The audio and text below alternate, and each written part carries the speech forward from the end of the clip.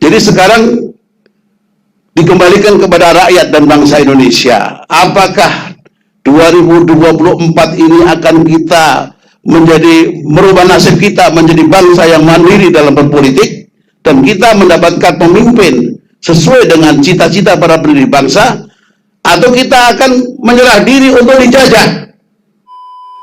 Kalau dihitung 1924 tambah 100 tahun itu 2024. Jadi insya Allah berdasarkan nas-nas syar'i itu, pemantik awal Safatul Islamiyah, kebangkitan Islam global, Allah akan munculkan dari arah timur, yaitu Indonesia. Kalau saya melihat inilah apa yang terjadi terhadap bangsa kita ini akibat kita selama ini nggak melek politik. Kita selalu menyatakan, wah jangan ikut politik, politik itu kotor. Jangan ikut politik dong, politik itu jahat. Ya. Ini adalah salah bentuk serangan asimetris terhadap masyarakat Indonesia supaya kita menjadi naif, ya, nggak melek politik, ya akhirnya jadi korban politik.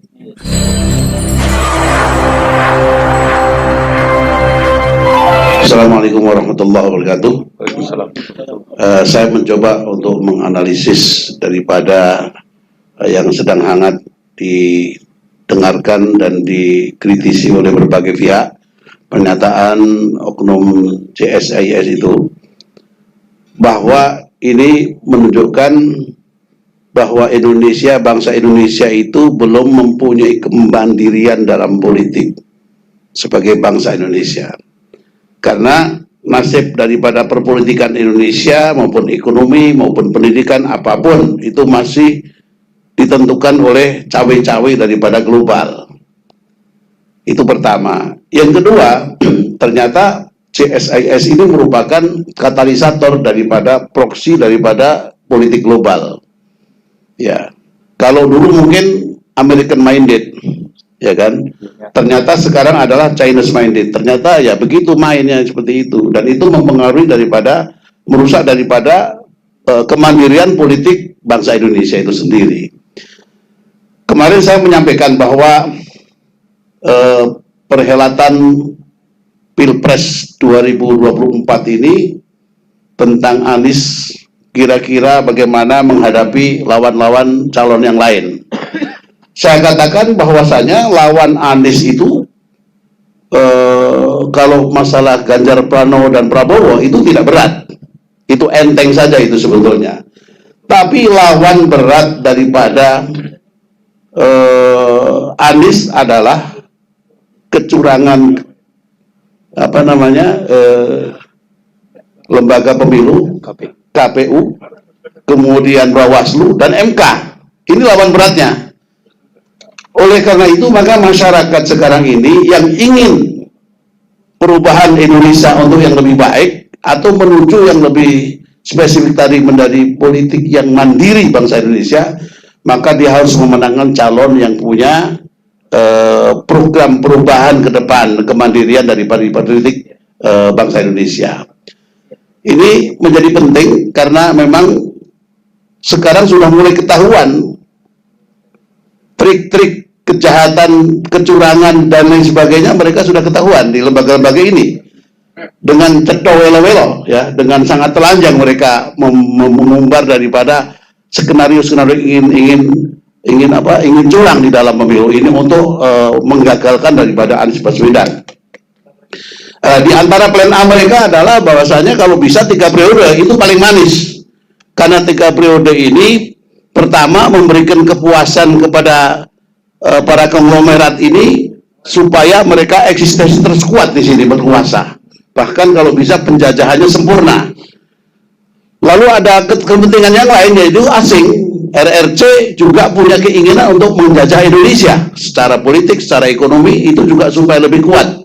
Itu kepentingan. Maka kalau seandainya 3 periode, maka itu akan lebih tenang, lebih enak. Ya. Ternyata tidak semudah itu karena masyarakat melawan, ya, bangsa rakyat melawan, bahwasanya kita melawan daripada pelanggaran-pelanggaran konstitusi macam itu. Akhirnya mereka skenario yang lain adalah bagaimana supaya Anies ini gagal. Berbagai macam cara kita lihat, ditonton di media, kita tahu bagaimana skenario jahat dan mereka di dalam melakukan politik yang jahat itu. Mereka lakukan agar supaya Anies ini gagal untuk mencalonkan dia. Sekarang sudah ternyata ada satu pernyataan dari pendiri CSIS mengatakan memang dia yang berkeinginan keras agar supaya 2 calon. Ini memperjelas. Jadi sekarang dikembalikan kepada rakyat dan bangsa Indonesia. Apakah 2024 ini akan kita merubah nasib kita menjadi bangsa yang mandiri dalam berpolitik, dan kita mendapatkan pemimpin sesuai dengan cita-cita para pendiri bangsa, atau kita akan menyerah diri untuk dijajah? Ini jawabannya 2024. Oleh karena ini kita harapkan ini menjadi sebuah kesadaran bagi masyarakat. Ayo sama-sama kita bergandeng tangan, semua punya kesadaran politik yang tinggi bahwa selama ini kita adalah dijajah, dan kita harus segera melepaskan diri dari penjajahan ini menjadi bangsa yang berdaulat secara sempurna. Terima kasih. Oke, terima kasih Habib Muhsin. Sekarang silakan Ustaz Habib. Ya. Bismillahirrahmanirrahim. Saya lebih mencoba untuk menyampaikan tentang apa yang diingatkan oleh Rasulullah SAW. Kalau kita korelasikan terhadap kondisi Indonesia kekinian. Saya mengutip satu hadis, qala Rasulullah SAW, wa innal iman idza waqatil fitan bisyam. Ini hadis sahih riwayat Muslim. Jadi manakala fitnah-fitnah akhir zaman itu sudah meluas di seluruh dunia dalam lingkup global, barometer iman, kata Rasulullah, yaitu di Syam. Syam yang mana Rasulullah tegaskan, qala bi Baitul Maqdis wa akna bi Baitul Maqdis, yaitu Palestina. Nah ini. Jadi barometer iman kalau sudah terjadi fitnah akhir zaman secara global, itu barometer iman kita Rasulullah tegaskan di Syam. Nah sekarang bagaimana ulama-ulama bila di Syam? Salah satu diantaranya Syekh Dr. Abu Bakar Al-Awabidah. Beliau melakukan riset dari kitab-kitab yang ditulis oleh ulama-ulama Ahlus Sunnah, kitab-kitab yang cukup lama. Akhirnya beliau mengambil satu khulasah kesimpulan berdasarkan nas-nas syar'i, ya, insya Allah pemantik awal Safatul Islamiyah, bahkan beliau juga melakukan hitungan matematis. Kalau dihitung 1924 tambah 100 tahun itu 2024. Jadi insya Allah berdasarkan nas-nas syar'i itu pemantik awal Safatul Islamiyah, kebangkitan Islam global, Allah akan munculkan dari arah timur, yaitu Indonesia. Nah, itu. Bahkan Syekh Imran Hussein, beliau seringkali kalau kita lihat di YouTube, beliau seringkali mengungkap tentang fitnah-fitnah akhir zaman, hadis-hadis tentang akhir zaman. Beliau meyakini juga insya Allah 2024 Allah akan munculkan dari arah timur, yaitu Indonesia. Bahkan ulama-ulama di Turki itu, Masya Allah, kenapa sekarang di Turki itu banyak lembaga-lembaga pendidikan Islam, mata pelajaran eskulnya bahasa Indonesia. Karena ulama-ulama Turki itu semuanya meyakini, insya Allah pemantik awalnya, dan insya Allah mudah-mudahan 2024 Allah akan munculkan dari Indonesia. Bahkan ulama-ulama Malaysia, ulama-ulama Brunei Darussalam juga meyakini, insya Allah 2024 pemantik awal kebangkitan Islam global Allah akan munculkan dari arah timur, yaitu Indonesia. Puncaknya sebagaimana Rasulullah menegaskan, qala Rasulullah sallallahu alaihi wasallam bi Baitul Maqdis wa akna fi Baitul Maqdis, yaitu hadis sahih riwayat Ahmad. Jadi puncak kemenangan Islam di akhir zaman Allah takdirkan di Palestina. Saya kira gitu. Oke, baik, terima kasih Ustaz Kurniawan. Dr. Anton Permana, sekalian kita mumpung hadir di sini, Anda nimbrung sekalian. Silakan.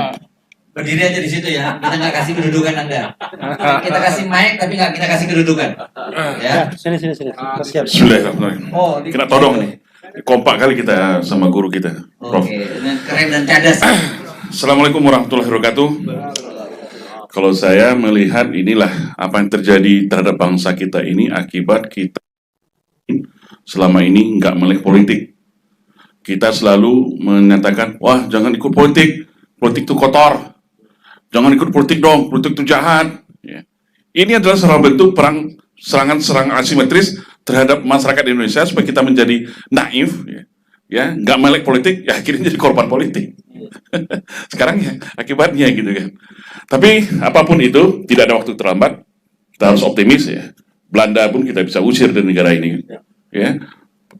Amerika Sekutu, pemenang Perang Dunia Kedua, di tanah Surabaya ini diusir sampai Jenderal Malabi pun tewas. Tidak mungkin untuk bangsa Indonesia. Saya yakin, insya Allah apa yang disampaikan Ustaz tadi, kebangkitan Islam itu bisa bermula dari bumi Nusantara ini.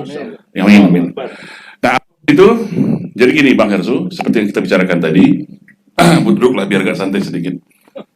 Kelihatan kali perutnya besar Bang. Tarik nafas. Jadi saya memprediksi ini Bang Hersu, ada 5 kondisi yang akan terjadi di Indonesia.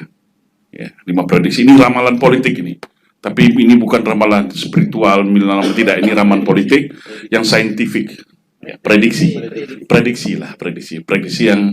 yang seolah bisa dipertanggungjawabkan dari fakta-fakta fenomena yang ada. Yang pertama saya melihat, bagaimanapun seorang Jokowi tetap akan berupaya keras, berupaya kuat untuk memperpanjang kekuasaannya. Saya merekakan seperti itu. Karena saya lihat tanda-tandanya masih banyak nih. Ngapain seorang yang presiden yang udah mau habis masih jabatan, masih lakukan survei ini, survei itu, 72% masyarakatnya masih puas. Ngapain? Terus yang kedua saya lihat, proses judicial review di Mahkamah Konstitusi tentang itu apalah pemilihan terbuka tertutup, ini juga bisa peluang. Ya, seandainya MK nanti, ya kita tahulah siapa ketua MK itu, memutuskan tertutup, ini kan bisa menjadi sebuah alasan. Ya, jadi alasan untuk wah kalau gini kita harus gini dulu. Padahal kalau tertutup lebih mudah. Tapi namanya alibi bisa dibangun. Banyak kalau kita urai upaya-upaya yang saya lihat seorang Jokowi pasti tidak akan rela dia melepaskan kekuasaannya begitu saja. Enak jadi penguasa itu Bang. Kemana-mana dikawal. Kemana orang minta sowahan. Ya ada yang nyakitin kita nggak perlu perintah orang itu langsung masuk penjara. Kan bisa aja. Enak jadi penguasa itu. Nah. Terus yang kedua, prediksi yang kedua, walaupun ya, dia udah berupaya nggak berhasil dia ternyata ada perlawanan rakyat misalnya, dia juga menyiapkan plan B. Plan B-nya yaitu tetap ada pilpres dan pemilu, tetapi tanpa Anies. Wah, ini prediksi yang kedua nih, bisa 2 pasang, bisa dia bisa setting. Yang penting yang menang kedua-duanya adalah bagian dari kepentingan oligarki. Tanpa Anies, nah kita lihat tanda-tandanya. Ya, pertama dengan kasus Joni Plate, ya, belum lagi Partai Demokrat nih kita nggak tahu nasibnya. Dengan Mahkamah Agung apa dituntut atau banyak upaya atau banyak lagi atau kalau Formula E lagi mau diungkit-ungkit nih KPK udah diperpanjang nih masa jabatannya. Jadi tanda-tanda nih kan Allah sudah memberikan kepada kita ya Ustaz ya. Diberikan kepada kita untuk membaca tanda-tanda gitu. Nah, kalau kita membaca tanda-tanda, jadi sah-sah aja. Wah ini arah kemana nih? Nah, dikira ini kita masyarakat ini bodoh nih. Kita bisa melihat arah-arah ke sana gitu. Nah, kalau saya lihat tetap ada pilpres tapi tanpa Anies. Siapapun yang pasang 1-2-nya silahkan. Nah, yang ketiga, walaupun ada pilpres dan pemilu dan ada 3 pasang, tapi antara pasangan Prabowo dengan Anies terpisah, Ganjar berdiri sendiri. Karena apa? Ya, secara irisan masa, riset yang kita baca itu, sebanyak berapa riset, ternyata irisan basis masa antara Prabowo dengan Anies ini masih banyak beririsan. Nah, kalau mereka ini 2 terpecah dengan pasangan, kan bisa aja dengan operasi intelijen dan politik sah saja, carikan aja wakilnya, ya dipaksa wakilnya yang lemah lah gitu kan. Dan operasi politik, ya akhirnya Prabowo yang lemah, Anies yang lemah, akhirnya mereka sama-sama lemah, yang menang ya Ganjar sendiri, gitu. Misalnya, sekarang kita lihat nih, Ganjar pasti akan merangkul dari kelompok Islam nih. Nah, sekarang dia tiba-tiba putus Islam. Mulus-ulus, seperti yang diberitakan dengan imam besar, Istiqlal kan, diulus-ulus. Ini kan, arahnya kita udah tahu nih, segmen pasar apa yang dia mau ambil. Ya, segmen pasar ini otomatis irisannya masih sama dengan yang Prabowo dengan Anies, gitu. Sedangkan dari kubu Ganjar, dia berdiri sendiri, kubu nasionalis. Nah, ditambah dengan 10-20%, 15% dia dapat dari kubu dari kanan. Selesai, menang dia 1 periode. Nah, ini prediksi saya ketiga. Nah, prediksi saya yang keempat, terlepas berapapun pilpres dan pemilu, ya, pilpres dan pemilu mau 2 pasang, 3 pasang, 10 pasang, 0%, pemilu terjadi chaos. Karena apa? Kalau pemilu chaos, bisa mengajukan dekret dong. dekret atau triumvirat kayak apalah, kembali ke undang-undang dasar. Kalau ada triumvirat kembali ke undang-undang dasar, ya kembali bisa maju dong Pak Ade kita. Ya, di undang-undang dasar kita kan nggak ada batasan dan pemilihannya melalui MPR. Nah, ini prediksi saya ke yang keempat. Kalau prediksi saya yang kelima, ini adalah namanya terjadinya sebuah extraordinary case. Di sebuah kejadian luar biasa yang kita pun nggak bisa itu terjadi. Misalnya, ada tokoh-tokoh politik kunci ya yang sekarang ini sebagai kingmaker tiba-tiba walau alam ya, meninggal. Kulun nafsin zaikatul maut. Ya Ustaz ya, setiap orang hidup pasti akan mati. Ya sih mau mati. Ya nggak tahu kita ajal kan. Tiba-tiba dia mati, pasti berubah konstelasi politik ini. Ya. Kita nggak bisa sebut orang lah namanya, nggak boleh. Mendahului Tuhan. Ya. Yang penting kita tahulah siapanya. Ya, kita silakan berimajinasi. Siapa tiba-tiba dia meninggal, langsung berubah nih politik. Ya. Ya. Siapa yang paling cepat, paling kencang ya itulah yang. Nah, 5 prediksi ini bisa juga benar, bisa salah betul, atau bisa kombinasi, bisa aja. Ya. Ini menurut saya Bang Hersu sedikit prediksi yang bisa, ya silakan masyarakat menilainya. Terima kasih. Assalamualaikum warahmatullahi wabarakatuh.